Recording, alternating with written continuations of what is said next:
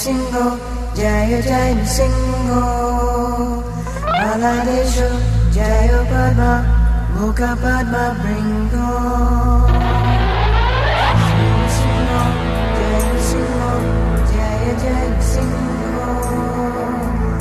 Baladesho, Jaya Padma, Mukha Padma Bringo.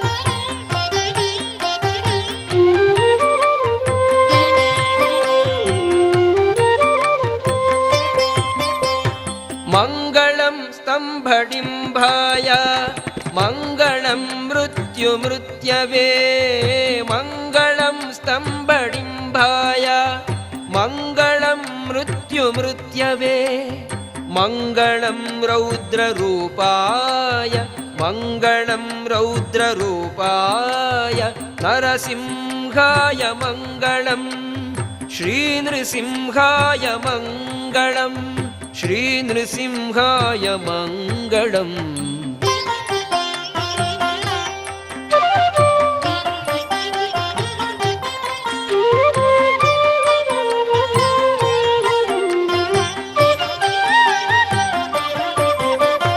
हिरण्यकशिपुं हत्वा दैत्येन्द्रं देवकण्टकं जगद्रक्षण धुर्याय जगद्बीजाय मङ्गलं प्रह्लादस्तुतिसन्तुष्य प्रसन्न निजमूर्तये वरदाभयहस्ताय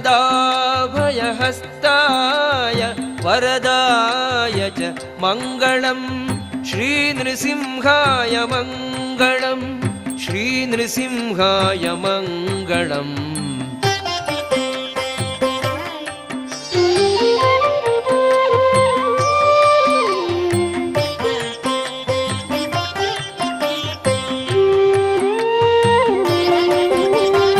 कराग्रैः वज्रसंस्पर्शैः नखैः शत्रुविदारिणे तीक्ष्णदंष्ट्राय तत्त्वाय तार्क्ष्यवाहाय मङ्गलं नरकण्ठीरवाकार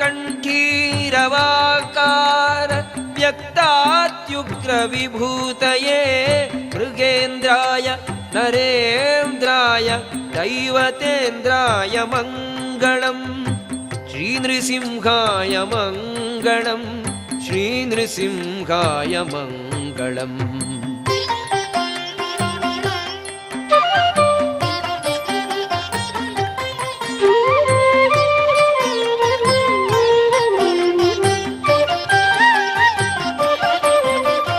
किरीटहार केयूर कुण्डलालङ्कृताय च कोटिसूर्यप्रकाशाय देवसिंहाय मङ्गलं त्रियुगाय त्रिपृष्ठाय त्रिगुणाय त्रिमूर्तये नरकेसरिरूपाय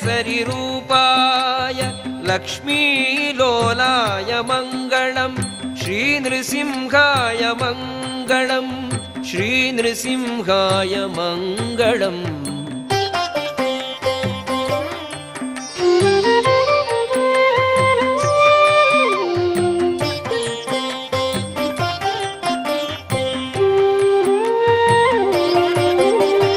मत्स्यकच्छप वाराह सिंहवामनमूर्तये राम रामात्मने कृष्णकल्किसिंहाय मङ्गलम् सर्वबीजाय सत्याय सर्वाधिष्ठानमूर्तये सर्वेश्वराय सर्वस्मै सत्यसिंहाय मङ्गलम् श्रीनृसिंहाय मङ्गलम् श्रीनृसिंहाय मङ्गलम् श्रीनृसिंहाय मङ्गलम् श्रीनृसिंहाय मङ्गलम् श्रीनृसिंहाय मङ्गलम् श्रीनृसिंहाय मङ्गलम् श्रीनृसिंहाय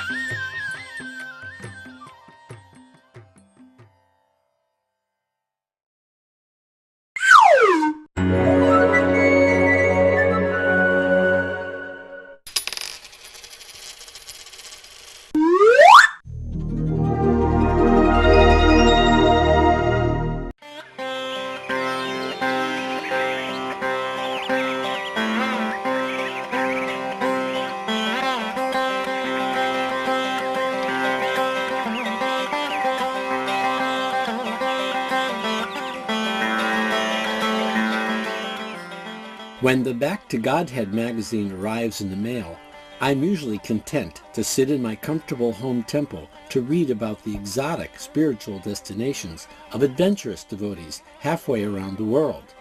The January-February 2000 issue was no exception, at least I thought, until I read the feature article about a pilgrimage to the remote village of Ahovallum in south-central India, the very place in the universe where Lord Nrsimhadev, the half-lion, half-man incarnation of Lord Krishna, burst out of a palace pillar to save his devotee Prahlad from his demonic father, Hiranyakashipu. Scattered in the surrounding jungle, there are 9 ancient temples celebrating different features of the ferocious and merciful Lord Nrsimha. There is also the remains of the gigantic pillar from which the Lord appeared.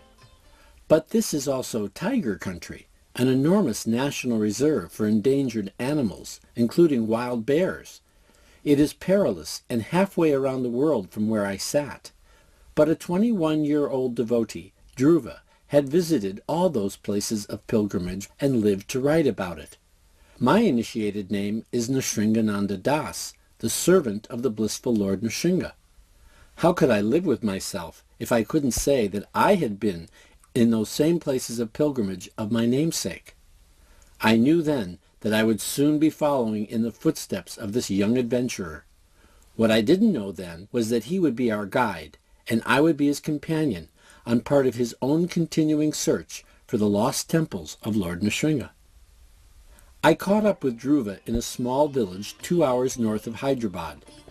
He took our video crew to a temple on the road less traveled. I don't know if any non-Indians had ever visited this little-known Nrsimha temple. Sitting below the entry gate, the temple did not seem particularly unique. The deity seemed quite accessible. However, that was a deity constructed by humans. The Swayambhuva, or self-manifested one, was a couple hundred yards behind this one. Our crew of Yarubara, my brother-in-law George, and myself had yet to face some of our worst fears. We were about to enter what appeared to be a temple of doom. The water was not too cold, but it wasn't the cleanest water we'd ever seen. The bats overhead were not too happy about the video light, and the gigantic cockroaches that called this place home were scattering like Superman from kryptonite. I have no idea what I'm stepping on. You're just stepping on stones. Yeah, right. Keep telling yourself that. I am sure by the squishing under my toes, bats bury their dead in water. Lord Nrsinga always seems to reside on the sides of mountains or in caves, like a mountain lion. We wondered if we were the only ones to brave the elements of this pilgrimage, and we certainly did not expect to see any light at the end of this tunnel. Boy, were we surprised. Turning a corner, we found ourselves witnessing a full-on Vedic marriage ceremony. Local villagers take darshan of this deity often, and they obtain the blessing of Lord Nrsinga for many of the milestones in their lives. I couldn't believe it. The bride had submerged herself in her wedding sari to come take darshan of the Lord. The groom looked quite spiffy, despite his own swim, and the parents appeared to take it all in stride. The pujari was completely oblivious to the sudden appearance of lights, camera, action, with a group of whites behind the scenes. The show must go on, and go on it did. There are a lot of mantras, prayers to invoke. The deity was given an abhishek, or bath, of different elements, including milk, ghee, yogurt, sandalwood, etc. His face was rather worn smooth, like a baby's skin, by all the affection. Nobody knows how this deity was made. According to the oral tradition, the Lord manifested it here and then told a Brahmin about it in a dream. My brother-in-law, a doctor and a Catholic, arrived from the U.S. a couple days ago. Welcome to mystical India. Maybe the jet lag, the heat, and the lack of oxygen back here has reduced his resistance to anything out of the ordinary. Dhruva is most amazing because he has a natural attraction for Lord Nrsinga. He brought us here as a prelude to the pilgrimage in Ahovallum. He has the real bhakti, devotion, for this wonderful form of Krishna. Once we're out of this cave, he will also be your guide, and hopefully your friend too. Now that the wedding is over, the bride and groom dog paddle their way back to their honeymoon. May Lord Nrsinga bless your marriage, and if you ever start to argue, just paddle back to take darshan of the Lord. I'm sure you'll forget what you are going to bicker about by the time you get here, and everything will be hunky-dory. Emerging from the bat cave, we were directed to the pristine spring that mysteriously comes from the same water. We happily bathed our bodies, though our minds had already been purified by the unusual darshan. Once back on the road, we thought we were on the way to Ahovallum, but Dhruva had other plans. Our route took us to the Krishna River, which transverses nearly the entire birth of India. It was heavily used for transportation and trade for many centuries. Nrsinga temples were built on its banks, and Dhruva had heard of a couple that he didn't want he or us to miss. The first was unique in that the Nrsinga deity was in the river. He could be touched by swimming out to him, which we all did. The cool river was a refreshing respite from the heat, and gaining Lord Nrsinga's darshan in this manner served many purposes. Overlooking the deity, a temple accommodates many pilgrims who come from distant places to take darshan. Situated above the river, another self-manifested deity of Lord Nrsingadev beckons Dhruva to his darshan. We're sitting next to Jwala Nrsingaswamy, which is on top of a little hill, and it's famous because Jwala was being worshipped by many of his devotees, but for some reason they could not handle his worship because Jwala means burning, emanating flames of fire. So he was so hard to worship that they gave up. Becoming angry of this, he ran away. The Lord ran away, and he situated himself on top of this hill and was covered by an anthill. So the anthill has gone away now, but this is the top of the deity, or the Swayambhu, the Shalagram, and they say underneath is the form of Jwala Nrsinga, emanating flames. He's leaving no stone unturned or mountain unclimbed in his quest for finding temples of Lord Nrsinga. Not far away was an off-road temple that some devotees, sometime in antiquity, had constructed with much love and devotion. We had to ford an irrigation canal, hike through somebody's fields, and hoof up a steep terrain to get to it. Welcome to this temple of Veera Nrsingaswamy. Veera means fighting. He just emerged from the pillar, right? So he's ready to fight.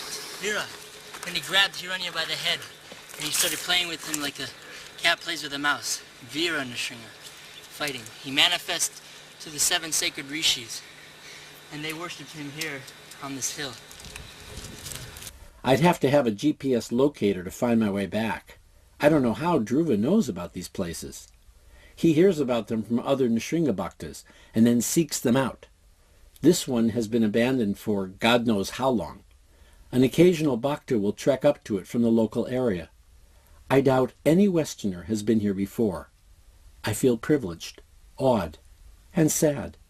Lord Nrsinga deserves better. Perhaps he needs a little protection himself. Back on the road, we're again on our way to Ahoblam. At last, Ahoblam, only recently discovered by Western pilgrims. It still has only one main street, reminiscent of small settlements in the old Wild West of the USA. But instead of a ubiquitous white church, an ancient Lakshmi Nrsinga temple predominates life here. This is not one of the 9 temples of pilgrimage, but Dhruva takes us here first in order to beg blessings from the Lord in his most formal form.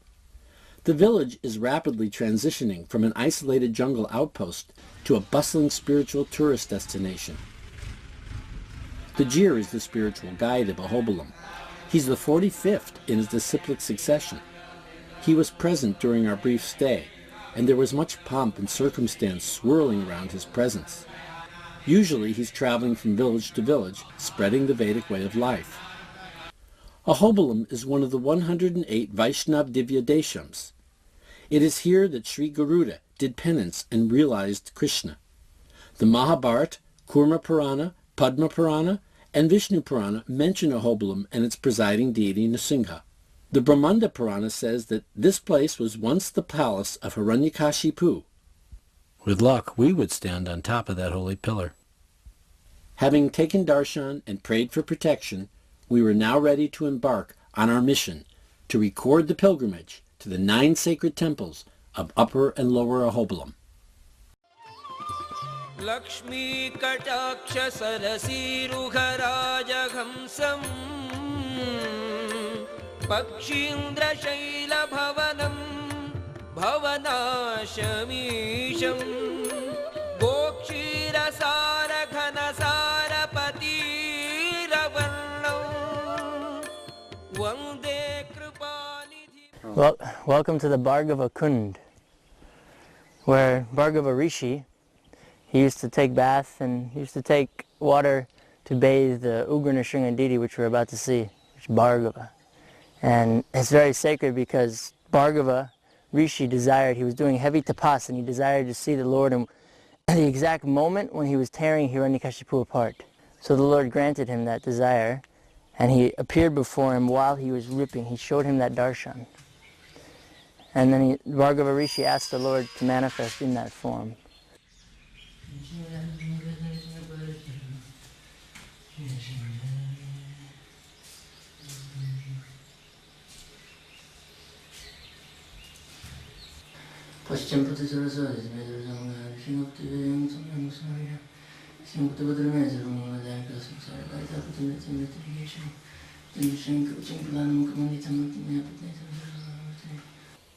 No one knows how old this deity is, Bhargava Nrsinga Swami. We know that it was worshipped by hundreds and hundreds of saintly rishis over the years. It was worshipped by Ramanuja Acharya himself. This is the most ferocious, or one of the most ferocious forms of the 9 Nava forms in Ahoblam. And he's ferocious but merciful. And you have Prahlad just so fearlessly standing on the side with his hands folded, just having darshan of the Lord. Because he already knew the Lord was going to appear in this form, as the Lord showed him earlier. So he had no fear at all. And you have Hiranyakashipu totally helpless, spread about here, just like, what do I do? Lord Nrsinga, he's got his arm hooked. He can't do anything. And he's staring at you. It's almost like he's looking at you. And that's the form. He gave darshan in this form, Lord Nrsinga, to Bhargava Rishi. And while he was giving darshan, while he was ripping Hiranyakashipu apart, Hiranyakashipu looked at Bhargava Rishi. And that's the exact form he manifested in. And then we have all the 10 incarnations surrounding him as his effulgence. and chakra and sank. And normally, what's a rare thing about him is he doesn't have the intestines coming out. Because when he manifests, he was ripping his stomach open. That's when he was most angry, was when he finally caught a hold of him. Like a cat grabs a mouse, and he just dug his fingernails into him. That's Ugra.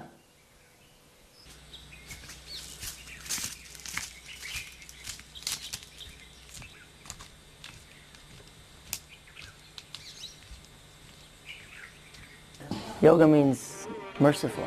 Yoga Nrsimha is the most merciful form.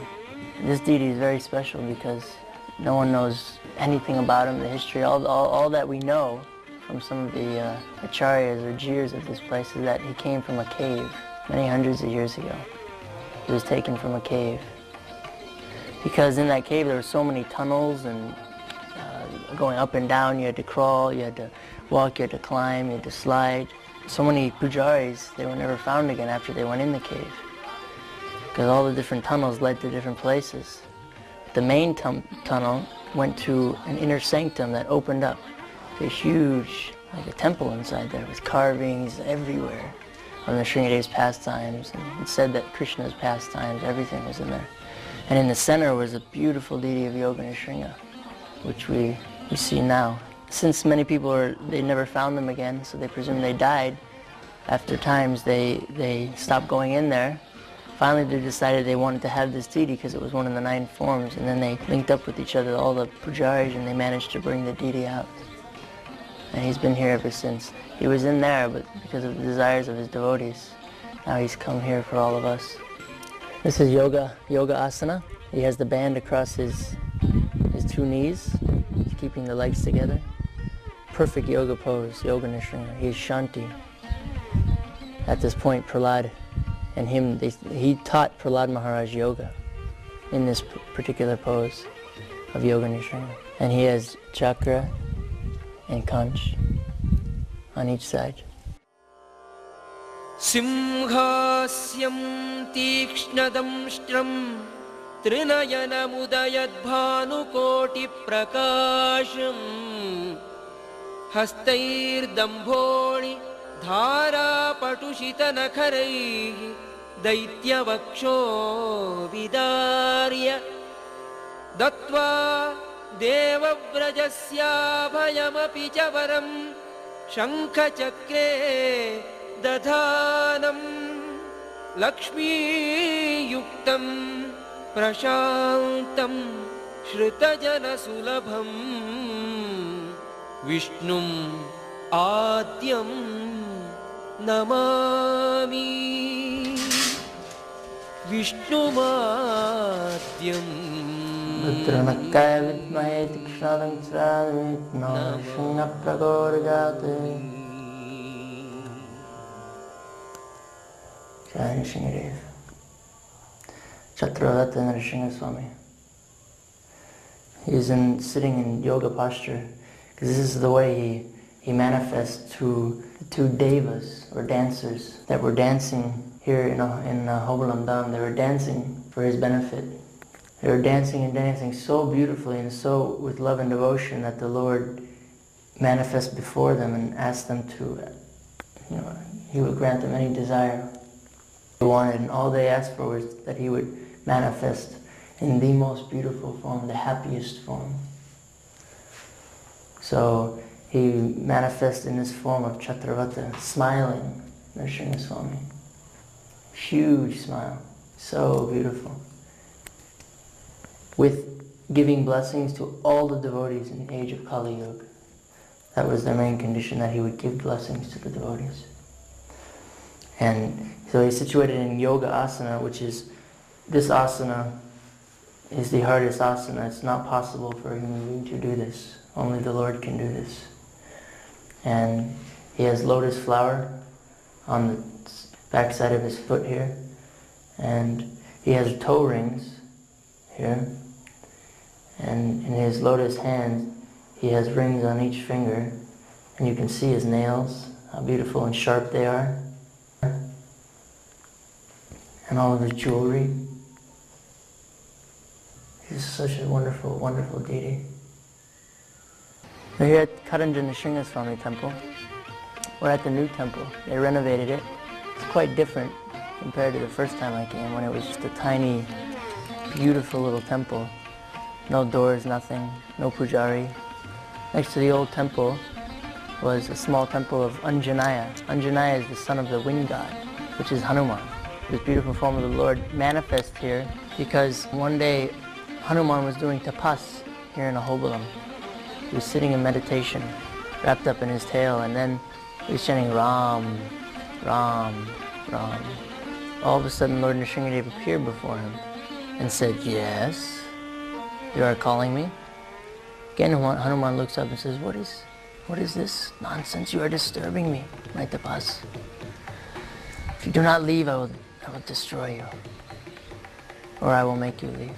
And then, so Nrsingadev said, "No, you don't understand. I am Ram. I am all." And then Hanuman said, "So then, how can you be Ram? This is not Ram's form." And Lord Nrsingadev manifests his form with bow and chakra. He manifests like that with one single hood of Anantasesh over his head in yoga posture. So he manifests as basically like Ram with Nrsingadev's face. And then Hanuman was totally convinced. So he paid his obeisances and asked the Lord to stay so that he could worship him. So Hanuman worshipped this deity of Karanjan Nrsinga. Tava kara kamala vare hare, tava kara kamala vare. The fourth time ago when I was here, I slept up on top of this temple, the Ugra Sringaswamy temple. The Pujari, which took Indradumna Swami in 1979, he told my guide, "You tell this boy that while he is sleeping, if the ground starts to tremble and he hears some roars and fighting, like two mad elephants are fighting, not to worry. It is only the Lord." I inquired more the next time I came, and I learned that the Pujaris, they hear. Sometimes it feels like an earthquake and they hear like a roar, you know. The Pujaris were telling me like this. Inside that doorway, all the pilgrims are now coming out, is Ugra Nrsingaswamy, which is Swayambhu, and was worshipped by Prahlad Maharaj himself. Inside a beautiful cave. He's only about this size and absolutely amazing, because when all of his armor is off, you can see the shalagram. He's tearing apart Hiranya, and Hiranya is lying across his knee, and Prahlad Maharaj is on the side. And he's been worshipped for thousands of years, and he's the main form of Ahobala. He's called Ahobala Narasimha. Wonderful, wonderful Narasimha, they call him. Tava kara kamala vare hare, tava kara kamala vare hare, nakhamat bhuta shringam, tava kara kamala vare hare, nakhamat bhuta shringam, dalita hiranyakashiputanu bringam. The reason this is an amazing place is because so many saintly rishis, they would do tapas in another cave just up from this one, and they would come and worship Krodha Nrsinga, take bath in the beautiful stream of the waterfall coming from the pillar.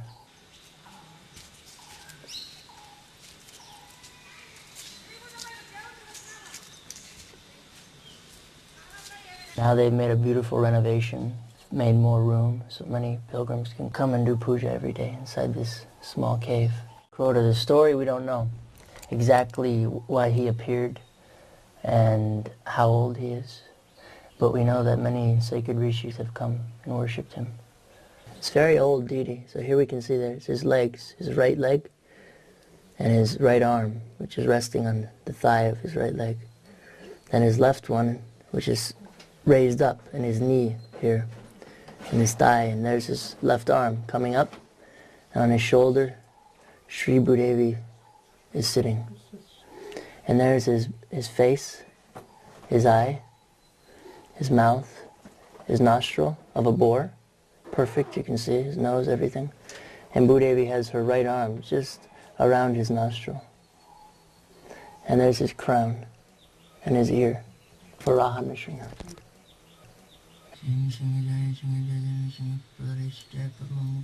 Bhargava, Lakshmi Nrsimha, Yoga Nrsimha, Chakravarta Nrsimha, Karanja Nrsimha, Ugra Nrsimha, Krodha Nrsimha, Namohaloha Nrsimha. This is the 7th form of the Nava-Nrsimhas in Ahobhalam. So amazing, because at this place where the temple is situated a kund that comes out of a tree. Lakshmi Devi was doing heavy tapas so that the Lord would come and marry her. So she was doing penance under this tree, fasting completely. And by this tapas, the tree created a perpetual spring for her. Out of his tapas and love for her, he created this, and it flows just behind the temple. And this is the significance of this place, is where Lakshmi did tapas to marry Lord Nrsimhadev. And after she had done it and the Lord was pleased, he married her. And this is Mohaloha Nrsimhaswami. He's so old that you can hardly see his form anymore. His face, Lakshmi Devi, the feet, it's very difficult to see this. They have put a new deity underneath him so that people can sharply see his beautiful features, face, smile. Out of all the deities, the head pujaris and everyone say that this is the most merciful form, because Lakshmi Devi is so happy that the Lord is marrying her. So she is giving blessings and blessings and blessings, and many women, they're always coming here. If they cannot have child, they come and they pray to Lakshmi, and they hang pieces of their saris with jewels, with stones, whatever the possessions they have, they hang them on the trees, and they offer this to her, and they get blessed like this. So. Namaste Narasimhaya Prahladakladaayine Hiranyakashiporvakshashilatanka Nakhanaye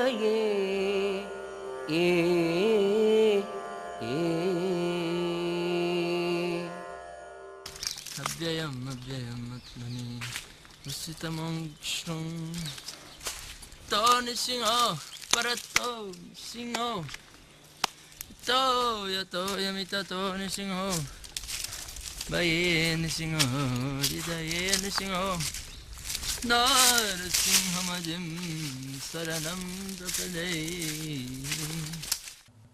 It's so hard to see this form, Pavana Nrsimha. Along the way there's so many paths. If you don't have a guide, then it's very difficult to find him.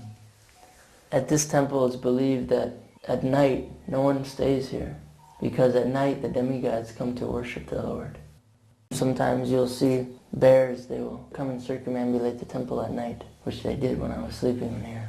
Now they're building this new temple for him, and a shelter and everything.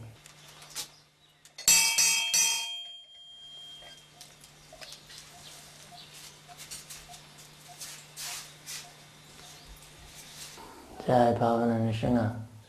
You can see he's just relaxing with Lakshmi on his left knee and with Anantasesh over his head. This deity is very special because after Lakshmi, the final marriage of her and Lord Nrsimhadev, in this form they manifest.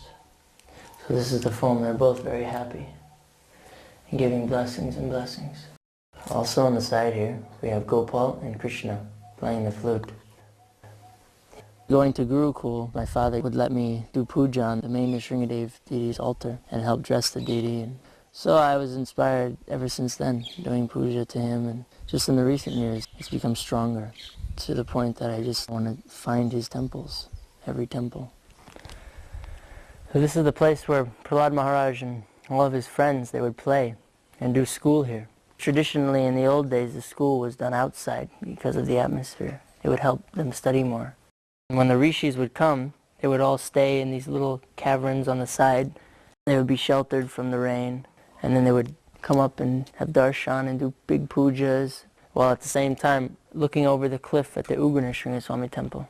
So it's very amazing, and the pujaris here believe that it's the best place to come and study the Vedas, Bhagavatam, because of the atmosphere and of yoga, shanti, peace. He gives peace in the mind and body.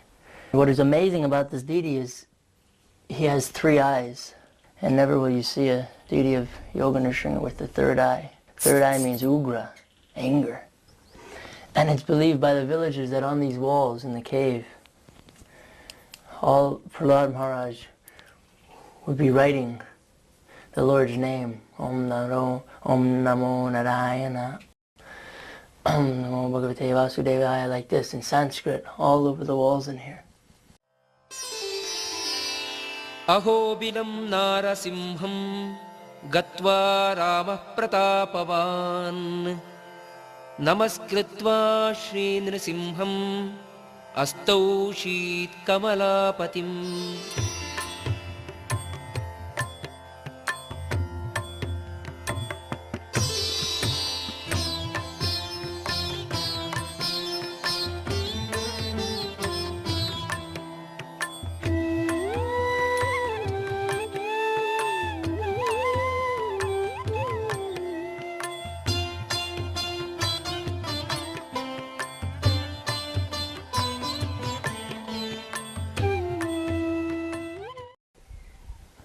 Ugra Stamba, Jwala Nrsimha.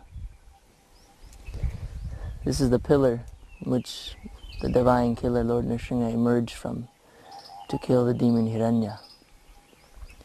And just above this little cliff here resides Jwala Nrsimha, the exact spot where he tore apart Hiranyakashipu. And it's inside a cave. Bhukhandam Varanandam Paravara Viratam Dampadam Porudampam Dim Dim Dim Dim Bam Dahamapi Dahamai Jampa Jampaischa Jampaihi. For the last thousands of years, people have been coming up this difficult trail to see the Lord, asking for His blessings. People from the age of 5 years to the age of 80, even 90-year-old old men and women, they come here and then they climb to the Stamba. It is said that if you do not come to Jwala or the Stamba, then what is the point of coming to Ahovlam?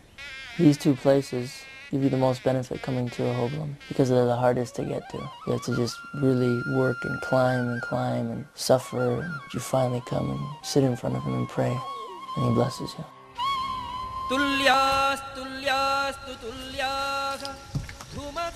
Now we're coming into Raktakund, Hiranyakashipu's blood. This is Raktakund. And we can see the blood coming out of the wall here, inside this little cave.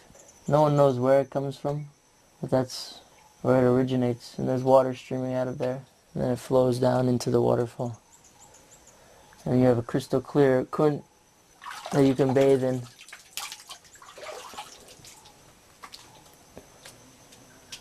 And this is right in front of the Jwala Nrsimha temple.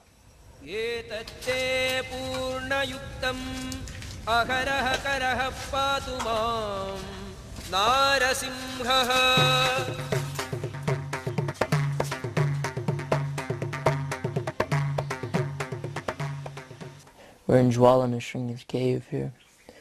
And there's 3 forms of Lord Nrsimhadev. There's Stanu. Stanu means emerging from the pillar. And there's Hiranyakashipu and Prahlad and the pillar around him. And then Jwala Nrsimha, tearing to pieces Hiranyakashipu, Prahlad Maharaj on the side. Jwala means fire, anger. He was so angry he was burning. And then Veera Nrsimha, fighting Nrsimha, on the side over there. The significance of this place is that it has the 3 forms, how it happened. Stanu, he emerged from the pillar. Veera, he fought with him, he grabbed him. And Jwala, he destroyed him.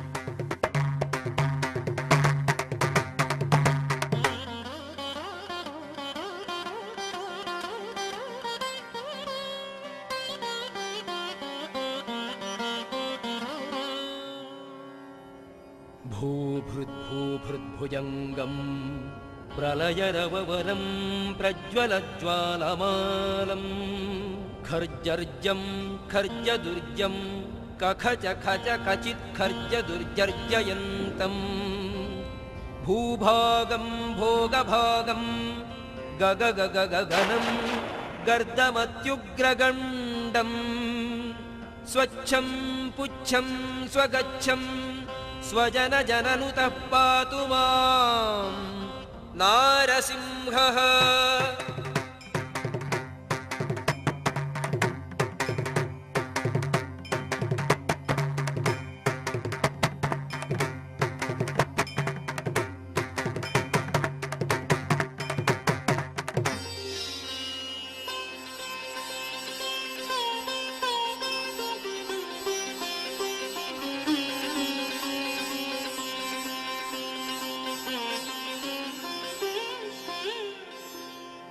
नारसिंहः।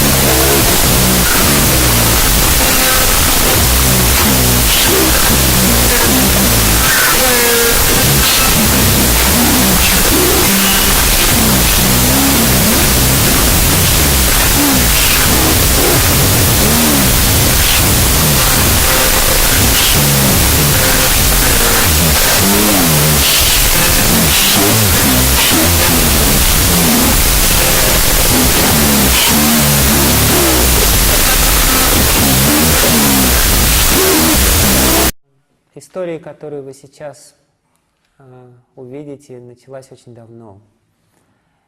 Это история о том, каким образом Бог приходит сюда и почему Он приходит. На самом деле, в соответствии с индийской философией, ведической философией, у Бога есть множество форм и обликов. И каждая из этих форм или обликов Господа — это всего лишь определенное настроение. Точно так же, как мы, когда у нас появляется особое настроение, мы можем поменять нашу одежду. Если нам хорошо, мы надеваем самые нарядные свои одежды. Если мы гневаемся, мы можем одеться в какие-то другие одежды.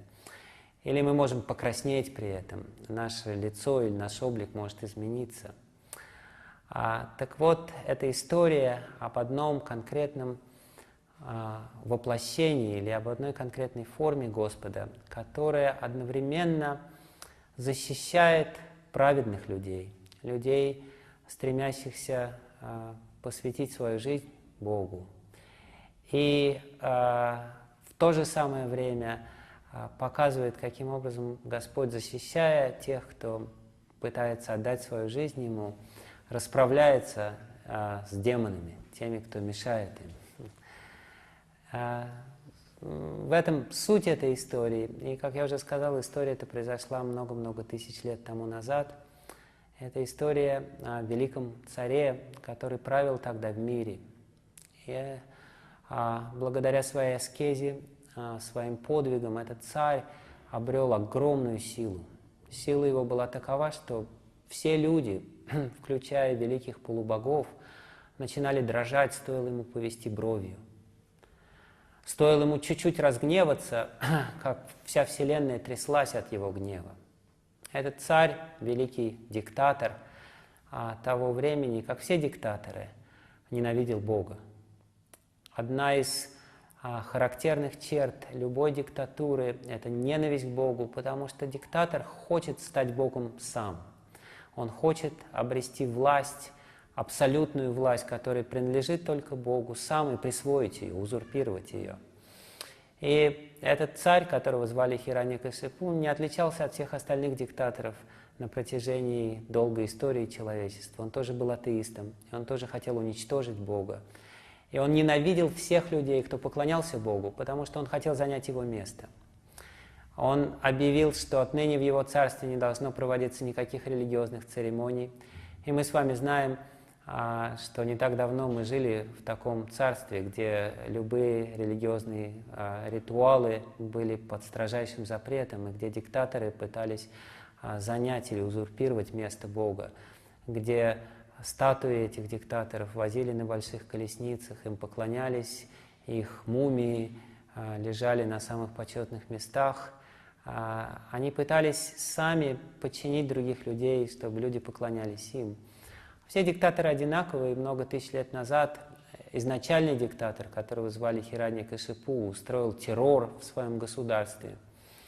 Но Бог, помимо всех остальных качеств, которые у него есть и которые прославляются в различных священных писаниях, еще обладает одним – чувством юмора. Часто в других религиозных традициях об этом качестве Бога не говорят, но мы сами на своем опыте можем видеть, что Бог очень остроумен. И для того, чтобы расправиться с этим конкретным демоном, Господь послал ему удивительного сына. Сын его, несмотря на то, что он родился в семье этого демона и диктатора, отличался совершенно другими качествами. Сын его был преданным, сын его был святым, и сын его верил в Бога и понимал, что отец его всего лишь жалкая имитация, суррогатный Бог, который никогда не сможет по-настоящему занять место Бога. Как все мальчики, этот сын ходил в школу, и в школе его пытались научить каким-то демоническим вещам, как меня учили в моей школе в коммунистические времена. Но в отличие от меня, в случае сына Хираньякашипу, которого назвали прохладным, учителям не удалось добиться успеха, потому что на все аргументы учителей о том, что Бога нет, о том, что Бога не существует, маленький прохлад просто говорил: как же так, откуда же взялся этот мир? И когда в конце концов его демонический отец узнал о его взглядах и попытался уничтожить его, потому что когда мы не можем с кем-то справиться, это одна из демонических качеств демонического менталитета, то мы пытаемся убить его. Отец узнал о том, что его маленький сын проповедует, что его маленький сын молится Богу. И сначала он увещевал его, потом он ругал его, потом он наказывал его. В конце концов он разгневался до такой степени, что он решил его убить. Он сказал, что если ты продолжаешь поклоняться Богу, если ты веришь в Бога, то я убью тебя. Но что бы он ни делал с ним, он кидал его в котел с кипящим маслом, он заводил его в костер, он кидал его под копыта разъяренных слонов, он сбрасывал его с обрыва в океан, и потом набрасывал огромные камни со скалы, чтобы эти камни придавили. Так или иначе, мальчик оставался в живых. Мальчик оставался целым и невредимым. В конце концов, отец отчаялся и испугался не на шутку. Когда он понял, что он не может убить маленького, слабого мальчика, и что этот мальчик не боится его, несмотря на то, что все остальные люди боятся его и дрожат при одном упоминании его имени, он испугался сам. Он понял, что если я не могу убить его, значит, он послужит причиной моей гибели. И тут он решил взяться за него всерьез. Он вызвал сына к самому себе. Потому что до этого он отводил эту почетную обязанность убить, уничтожить своего сына своим слугам. Он говорил слугам, чтобы они расправились с сыном. Но когда они не смогли это сделать, он решил сам расправиться с ним. И он задал ему очень важный вопрос, ответ на который нужно знать нам всем. Он спросил у своего маленького сына: откуда ты берешь силу? Мой дорогой сын, откуда у тебя эта сила? Тебе всего 5 лет. Каким образом тебе удается выжить во всех этих испытаниях, которые я тебе посылаю? И маленький мальчик посмотрел на него и улыбнулся не детской улыбкой. Он посмотрел на своего большого, сильного отца и сказал, что: дорогой отец, ты выглядишь умным, но на самом деле ты далеко не так умен, как кажется. Я беру свою силу из того же самого источника, из которого берешь ее ты, из которого берет ее все остальные. Есть один источник силы, есть один источник всего бытия в этом мире, один источник энергии, этот источник Бог. Он дает мне силу вытерпеть твои испытания, и Он дает тебе силу мучить меня. И поэтому я нисколько не сержусь на тебя за то, что ты подвергаешь этим мукам, потому что я вижу в этом руку Господа. Когда его отец Хираньякашипу услышал этот наглый ответ и увидел наглую улыбку, которая блуждала на устах его сына, ему она показалась наглой, то он разгневался, он спросил: где твой Бог? Бога нет. Нету Бога. Где Он? Прохлад ответил: Бог везде. Бог повсюду. Если Он повсюду, то Он должен быть в этой колонии. Он в этой колонии тоже, где он показал на огромную каменную колонну в своем дворце. И говорится, что в тот момент, когда он задал этот вопрос, Прохлад посмотрел на колонну. И так как он любил Бога, он видел Бога повсюду. И Бог появлялся перед ним в ответ на его мольбу. Потому что когда мальчик обращался с мольбой к Богу, Бог сразу же отвечал ему. Когда человек искренне молится Богу, он может почувствовать присутствие Бога здесь и сейчас. И в тот миг, когда он услышал этот вопрос от своего отца Хираньякашипу: ты хочешь сказать, что Бог здесь, в этой колонии? Он посмотрел на колонну, он увидел его, он сказал: конечно, он тут. И говорится, что Бог, Нарисимхадев, который появится через мгновение из этой колонны, в этот момент подмигнул маленькому Прохладу. Он сказал этим, что ты видишь меня, и я вижу тебя. Но этот атеист, который не верит в меня, никогда не сможет поверить в меня, и он не видит меня. Мы с тобой заодно, а он всего лишь навсего думает, что он что-то понял. И когда Прохлад произнес, что да, конечно же, он там, разъярившийся царь Хираньякашипу изо всей силы ударил по этой колонне своим мечом. И когда он ударил по колонне своим мечом, раздался звук такой, как будто бы вся вселенная рушилась. Вдруг все затряслось, и этот демон, который думал, что все в его власти, он затрясся вместе со всем. И от страшного звука барабанные перепонки стали лопаться, и из колонны вырвался сам Бог. Он принял форму воплощенного гнева. Он пришел в образе получеловека, полульва, для того, чтобы исполнить благословение, которое некогда было дано Хираньякашипу. В свое время, когда он совершал свои аскезы, ему было обещано, что его не убьет ни человек, ни зверь, что он умрет, что он не умрет ни в течение дня, ни в течение ночи, что он будет, не умрет ни внутри здания, ни снаружи, потому что он боялся смерти, как все демоны, как все диктаторы и тираны. Он больше всего боялся смерти, и он хотел обрести бессмертие, и он думал, что с помощью своих условий, которые он поставит, он сможет это бессмертие обрести. Поэтому Бог появился в такой странной форме. Он появился в виде получеловека, полульва. Таким образом, это был ни человек, ни животное. И он разорвал этого демона на клочки. Разорвал он его не на улице и не внутри, а на пороге. И это случилось не днем и не ночью. Это случилось в вечерние сумерки. Все условия, которые поставил Хираньякашипу, были соблюдены, но тем не менее смерть пришла к нему. И эта смерть в конечном счете результат атеизма, результат страха перед Богом. На самом деле смерть в этом мире пожинает только тех, кто по-настоящему не верит в Бога. Люди, которые верят в Бога, которые ищут защиты от Бога, понимают, что Бог — это зримая, ощутимая реальность нашего сердца, и они чувствуют защиту, которую оказывает им Господь, и они понимают, что я вечен, и отношения мои с Богом всегда вечны. Поэтому история, которую я только что вам рассказал, учит нас очень многим важным урокам. Она учит нас тому, что единственный правильный способ существования в этом мире означает жить вместе с Богом, означает пытаться восстановить свои отношения с Богом и понять вечную реальность Бога. И когда человек делает один шаг навстречу Богу, Бог делает 10 шагов навстречу ему. Если кто-то обращается с просьбой о защите к Богу, Бог дает ему эту защиту.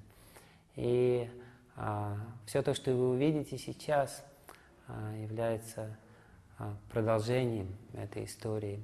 И тому, как эта история продолжает осуществляться сейчас в наше с вами время. Потому что и сейчас есть демоны-атеисты, есть преданные, которые верят в Бога, ищут Его защиты. И конец у демонов всегда бывает один, они гибнут. Конец у преданных тоже всегда бывает один, они видят Бога, потому что они хотят Его увидеть.